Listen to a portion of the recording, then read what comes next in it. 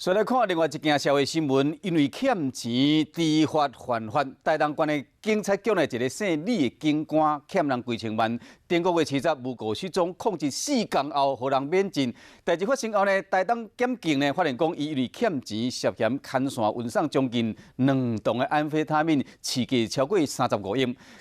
对查几个工呢，伫昨下晡伫屏东恒春一间民宿将人甲掠起来。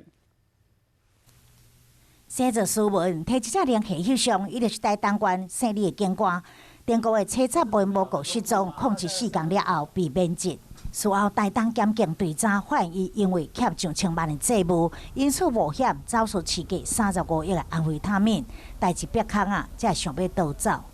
依照公务人员考期法的规定。 警察局召开考期会计一次计2大过免职，他强制贡献部分有达640几万，那在外面积累债务有300-400万，这可能是因为债务的问题而离家。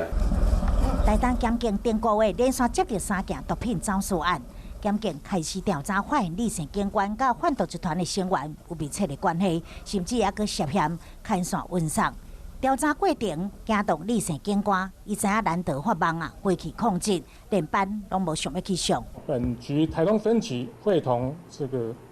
屏东县警察局，这个恒春分局在屏东县恒春镇的一处民宅内，